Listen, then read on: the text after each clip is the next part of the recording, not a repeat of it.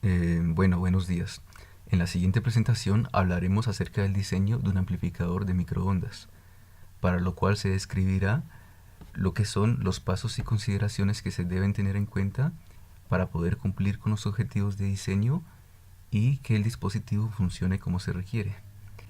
Nuestro grupo está conformado por Joan Alberto Erazo Zúñiga, Cristian David Rocha Fernández, Camilo Andrés Sánchez Díaz, Juan Sebastián Sánchez Contreras. A continuación se describirán los pasos a seguir para el diseño del amplificador. En primer lugar lo que se hace es la selección adecuada del transistor, teniendo en cuenta que éste debe cumplir con unos objetivos de diseño específicos, que para este caso se tienen dos, lo que es una frecuencia de operación de 1 GHz y una potencia de 10 vatios. Siguiendo estos requerimientos y después de haber realizado la investigación debida, se ha escogido el transistor BFP182W, el cual es un transistor NPN-DRF y tiene como características que es de bajo ruido y de alta ganancia. En cuanto a lo que es el área de operación segura o también conocida como SOAR, esta es una región de operación de un transistor, la cual asegura que dicho transistor no se salga de unos valores límite. Como podemos apreciar en la imagen, cada transistor tiene un valor límite en su voltaje colector emisor o también V sub CE y en su corriente colector o I sub C. Al no salirse de estos valores límite, esto garantiza que el transistor esté continuamente operando en la región activa o lineal y pueda funcionar con normalidad. A continuación, hemos realizado lo que es la selección del circuito de polarización. La selección de este circuito es muy importante, debido a que esto garantiza que un transistor esté continuamente operando en su región lineal o activa, y que de esta manera pueda funcionar como un amplificador y además se pueda también evitar lo que es la distorsión de la señal. Para este caso, el diseño se ha basado en lo que es un amplificador clase A, así como lo podemos apreciar en la figura. Para que el transistor tenga un correcto funcionamiento, se ha decidido pues trabajar con las curvas de operación. Todas estas curvas de operación me permiten escoger el punto Q o punto de reposo. Con este punto Q permito que el transistor trabaje en una área segura, logrando su correcto funcionamiento. El punto Q que se ha escogido para trabajar nuestro transistor de acuerdo a los requerimientos son los siguientes. Va a trabajar con un voltaje colector emisor igual a 2 voltios y una corriente colector igual a 25 miliamperios.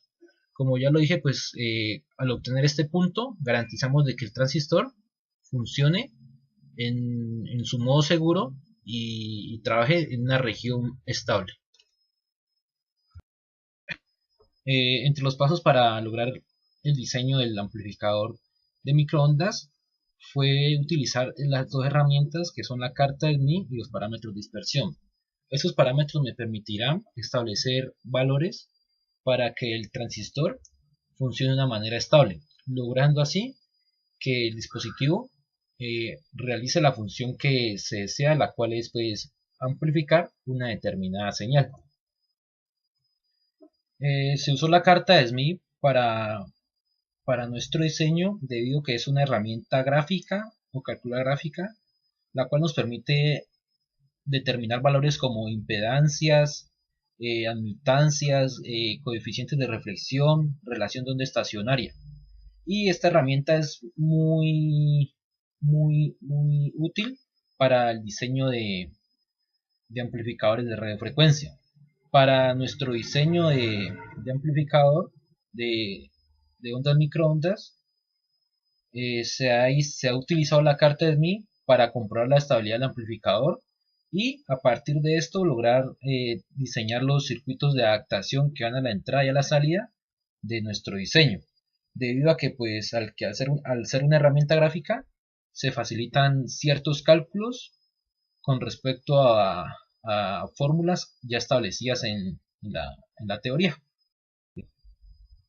La otra herramienta utilizada para el diseño del amplificador de radiofrecuencia fue los parámetros S o parámetros de dispersión, los cuales son muy utilizados para el diseño de circuitos de amplificación o filtros o otro tipo de circuitos que se deseen diseñar e implementar.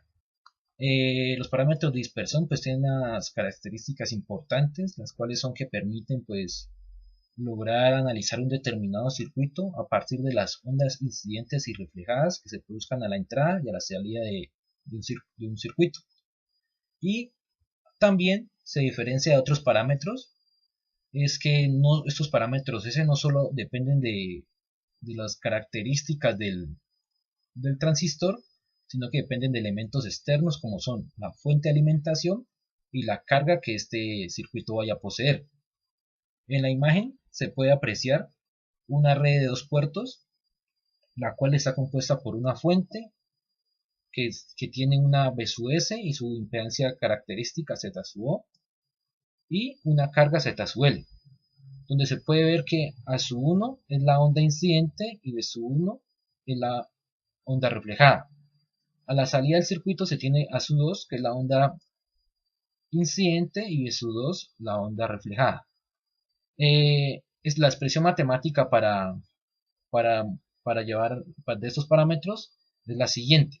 B sub 1 es igual a S sub 1 por A sub 1 más S 1 2 por A2. Y B sub 2 es igual a S21 por A sub 1 más S22 por A sub 2, donde S11 y S22 me indican que son los coeficientes de reflexión y S12 y S21 son los coeficientes de transmisión. Estos parámetros los estipula el fabricante de acuerdo a la frecuencia que se desee trabajar para transmitir o amplificar una determinada onda. De acuerdo a la frecuencia de trabajo establecida, se ha elegido el transistor BFP 182W, el cual va a tener un punto de operación o punto Q de voltaje colector emisor igual a 2 voltios y corriente colector igual a 25 miliamperios. Para lograr determinar los parámetros S, se ha decidido pues consultar las tablas del fabricante, donde estipula que para una frecuencia de 1 GHz, los parámetros de reflexión y transmisión deben de ser los siguientes, o parámetros S, donde S11 debe ser igual a 0.6051, S21 debe ser igual a 4.599, S12 debe ser igual a 0.0415 y S22 igual a 0.3405. Estos parámetros, pues como ya lo dije, los ofrece el fabricante de acuerdo a la frecuencia que se desee trabajar. Si la frecuencia de operación fuera otra, pues se mira en la tabla si el circuito o el transistor pues puede trabajar a esa frecuencia y se escoge su determinado valor.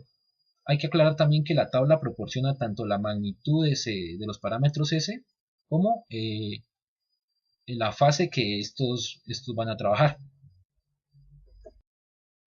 Ahora les hablaré un poco acerca de la ganancia del amplificador. Para empezar, si la entrada y la salida están conectados a una impedancia de 50 ohmios, la ganancia de potencia del amplificador será equivalente al parámetro S21, con lo cual podríamos hallar esa misma ganancia en decibeles, como se puede observar en la presente diapositiva. De la tabla de la anterior diapositiva, en donde podíamos observar los parámetros S para la frecuencia de 1 GHz, que es con la frecuencia que vamos a trabajar, nos encontramos que el parámetro S21 daba 4.599, con lo cual, reemplazándolo en esta fórmula, nos da que la ganancia para nuestro amplificador será 13.25 decibeles. A continuación hablaré sobre la estabilidad del sistema. Criterio de Rowlett. Este criterio se define mediante las dos ecuaciones que se encuentran en la presente diapositiva. Si se tiene que el valor de K es mayor a 1 y al mismo tiempo el valor de delta es menor a 1, se dice que el amplificador es incondicionalmente estable. es decir, el amplificador es estable a pesar de que se cambie la entrada y salida. Para el diseño de nuestro amplificador a una frecuencia de 1 GHz nos encontramos con que el amplificador cumple con este criterio. Para lograr que la máxima potencia sea entregada por el transistor, las impedancias de entrada y salida del amplificador deben estar adaptadas. La adaptación se emplea para maximizar la señal al ruido en etapas de entrada de un receptor y minimizar la distorsión de señal en líneas de transmisión. Para este diseño se usa el método de la carta de Smith para la adaptación de la entrada y la salida. En la figura se muestran las redes de adaptación de entrada y salida del transistor que vamos a utilizar en el diseño. Los inductores y capacitores son ajustados a los valores adecuados para encontrar el centro de la carta de Smith. A continuación se presentará la ganancia, el ruido y el factor de linealidad del amplificador a diseñar. Bueno, la ganancia con líneas de microstrip, podemos ver que se plasma la siguiente gráfica en la que se encuentra la frecuencia frente a la ganancia presentada en dBs. Tenemos que la ganancia del amplificador con el transistor BFP182W después de la adición de las líneas de microstrip en 1 GHz resulta en 13.31 decibeles. A continuación se presenta la ganancia máxima disponible. Su fórmula es Gmax igual a 10 logaritmo de los parámetros S más 10 logaritmo del factor de Rowlet, más o menos la raíz del factor de Rowlet al cuadrado menos 1. Pero ¿qué es la ganancia máxima disponible? Pues es la relación de la potencia disponible desde el amplificador con la potencia de entrada. Esta es obtenida cuando un amplificador está conjugadamente adaptado. La ganancia máxima disponible es calculada mediante la primera fórmula, la que expliqué anteriormente.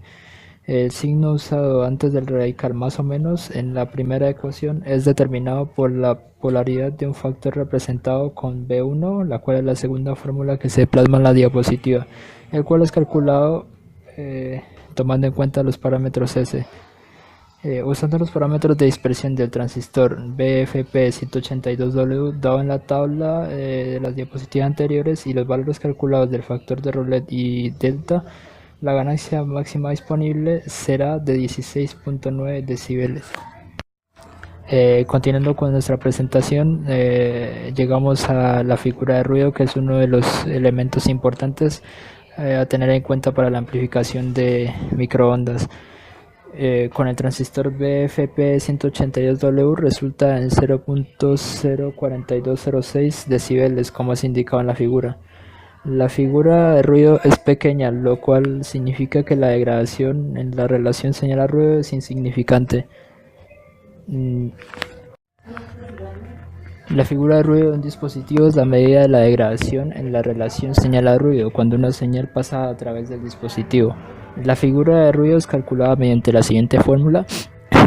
NF es igual a F mínima más 4 veces R sub n por el valor absoluto de ρ sub s menos ρ óptima, todo esto al cuadrado sobre la impedancia de salida Z sub 0, que en nuestro caso es de 50 ohms, multiplicado por 1 menos ρ sub s al cuadrado, y todo esto multiplicado por 1 más ρ sub óptima al cuadrado, donde Fmin es la figura de ruido mínima, ρ óptima es el coeficiente de reflexión óptimo de fuente, ρ sub s es el coeficiente de reflexión de la fuente y R sub n es la resistencia equivalente de ruido.